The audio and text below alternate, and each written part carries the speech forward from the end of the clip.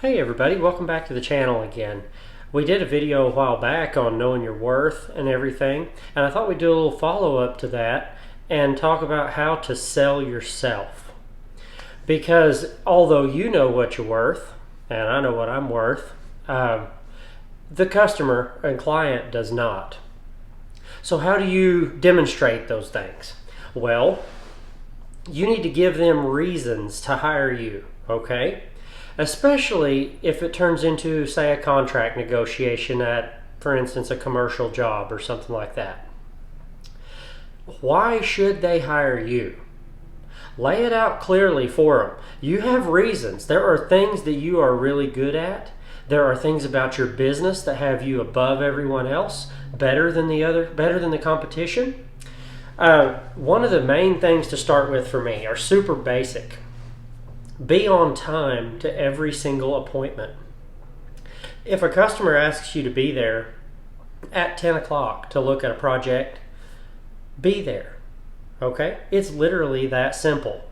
If you're not there, or you're there at 10:05, 10:15, whatever, and you don't communicate that you're going to be late, then why would they believe you when you say that you're going to start this project on March the 4th?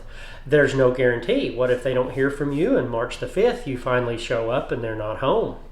Okay, so be professional in how you show up, how you're being on time, dressing appropriately also. This is kind of my style. I wear long sleeve Western shirts all the time. It's just me. So I do have some that have my company logo on them and everything, but it's more important to just be clean. If you prefer t-shirts, whatever, wear something clean. Don't show up in a logoed up shirt. Your rock bands, whatever, don't wear that to a customer meeting where you're making a first impression, unless you know this person and you already know you're good to go. Look the part. If you have some paint on your clothes and you're a painter, that's one thing. But don't wear clothes in there that are just disgusting head to foot, okay? Work clothes are fine, just be clean. Be clean, show up on time, and look like someone that you would want to have in your home or business, okay? So your professionalism is already noticed by the way you showed up, how you showed up on time. They saw your vehicle when you pulled up outside. It didn't look like you just went down 3 mud roads. You look decent. You look like a vehicle they don't mind having in their business parking lot or in their driveway. If you drive something, and some of us we all have to start somewhere. If you drive a vehicle that leaks oil or leaks fluids of some kind, hopefully you can get beyond that soon. But park that in the street. Do not pull that in a customer's driveway. That's an issue you don't want to have. It is part of professionalism, okay? Keep these things in mind every time. Think about what you look like from the customer's point of view, okay? If you're hiring yourself, how would you want to see yourself show up? Would you like to have your time respected, that you would be there when you said you would be? Yes. Would you want to hang around somebody that has tremendous body odor or obviously hasn't showered this week? These are just basic things. Do all these things just to get into your appointments. You have to look professional, be professional, and smell professional, okay? So then getting into selling yourself. If the customer asks you a question such as why you'd hire me, maybe you can even bring up this in conversation with them. Normally these are things I get into on larger jobs like full remodels or remodel of a business or something. They'll want to know what qualifications and skills I'm bringing to the job and why they should hire me over contractor X, okay? Now, a lot of this is we leave a completely clean job site at the end of every day. So if you have a business and we're doing a remodel in one part of the business, or in your home and we're doing a bedroom or a bathroom in your home, that room is going to be sealed off with dust containment. We're going to keep it clean. Every day when we leave, that room will be clean. You're not going to open the door and die because tripping over tools and cords and everything else. We're going to leave a spotless job site every night if at all possible. Okay? This is how you keep happy customers. If you leave a mess in someone's house or business every day, they're not going to like you. They're not going to refer you on.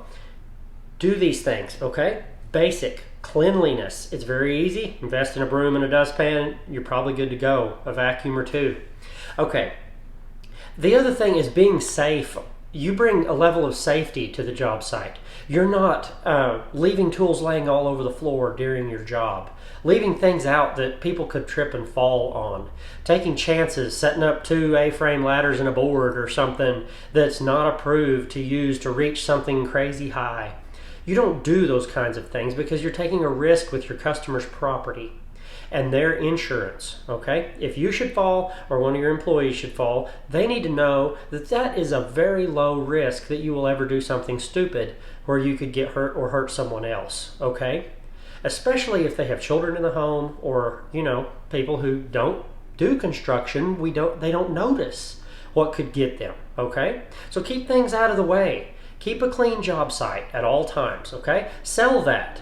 Tell them, this is going to be a safe job site, a clean job site. You can have a lot of confidence in us. If you need references, we have them. I have specific clients that I use for references that I never give out a number of a client unless they've agreed to be a reference for me. Okay? I don't want to just be listing my last 3 people I did a kitchen for or whatever. I will call them first and see if it's okay if I let this person call them. Most of the time I don't need references because I work only on referrals at this point. But if you're not at this stage, then you're going to need references. But communicate with your existing clients and make sure they're willing to be a reference before you use them, okay? You need people that can say how you did your job, how much, not just it came out beautiful, why, and how did the process go? Did they enjoy the process? Did you ruin their entire life the whole time you were getting the job done? Did you take 3 times as long to do it as you should have because of things that were within your control?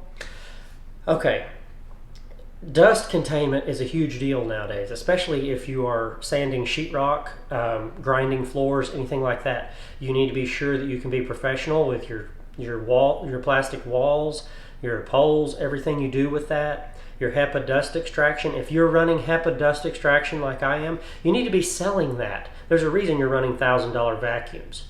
It's because you care about your lungs and other people's around you lungs, okay?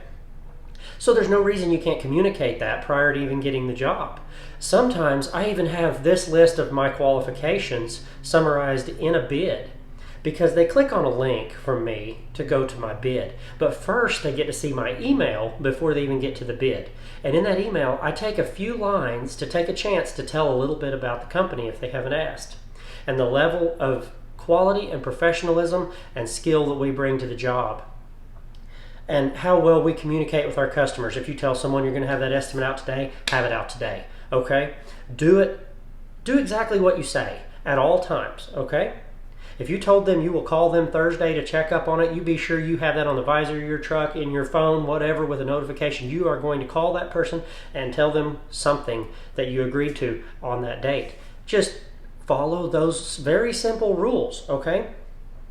Use a lot of courtesy as well. This is something that's really missing nowadays with a lot of people.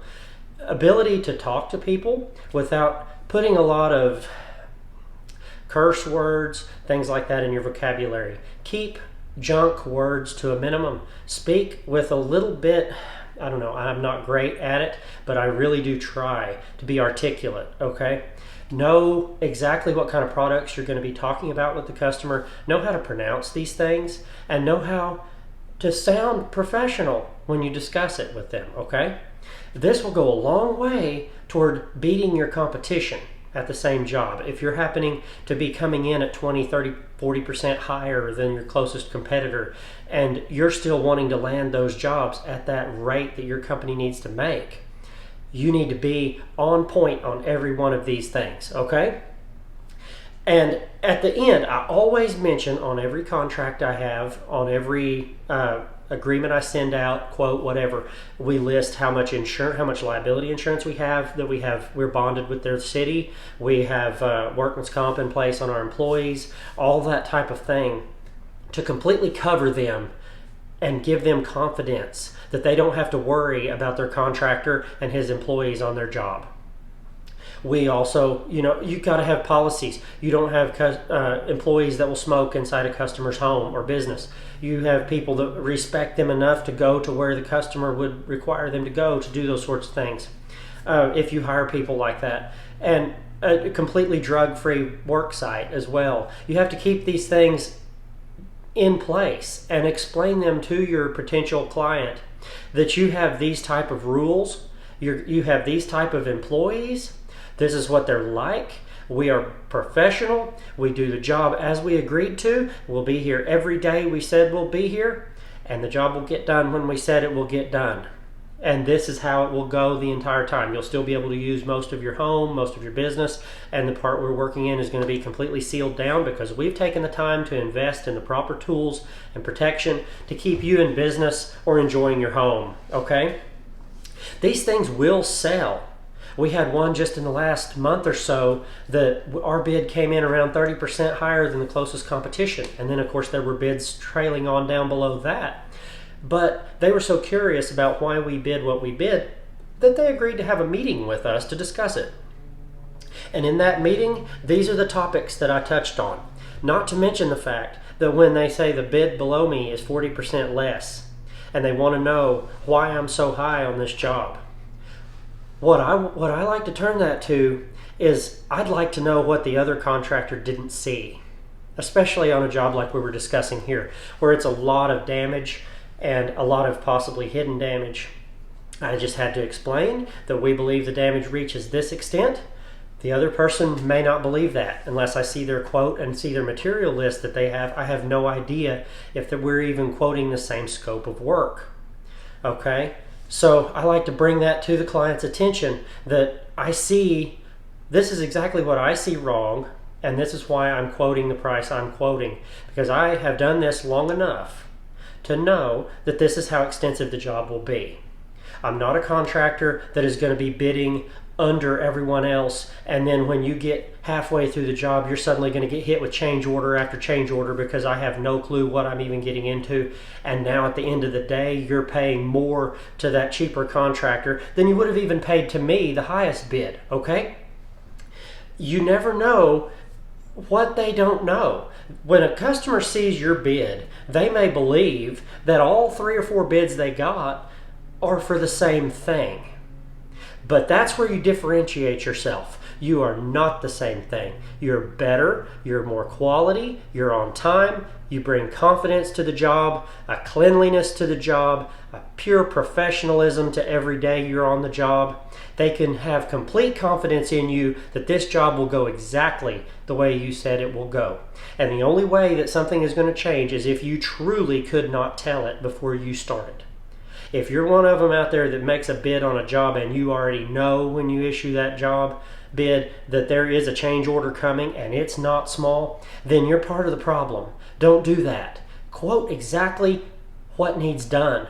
Do that as a favor to the customers, okay? It also helps them make a correct decision.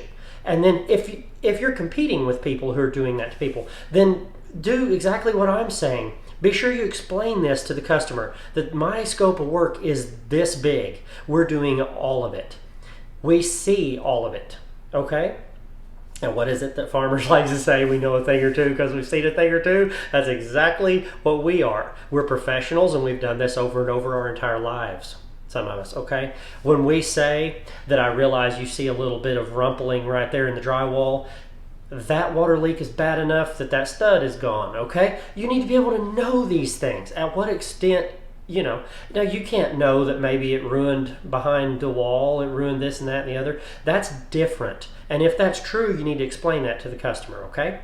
Be crystal clear in everything you tell them. Be completely honest, and they can tell it just in the way you talk to them. And that job that we were over 30% higher than the closest competing bid, after I sat down for a 30-minute meeting with that person, we signed the contract.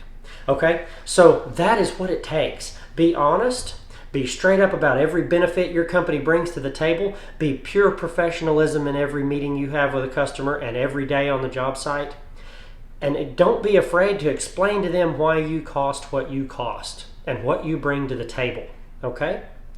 Let them know. If you have that email opportunity like I have where when I send my bid out, they have a link and they get to read my email first, take that opportunity to explain a few key things about your business and why you're the reasons they should choose you. Okay? Do that, and you'll see overwhelming success with your business. And it won't be very long. You'll probably only work for referrals too. Because why not? The referrals you have completely trust you. And this goes extremely well. Not only you being professional on the job site, but your customers know what to expect from you every day and what you're going to be like.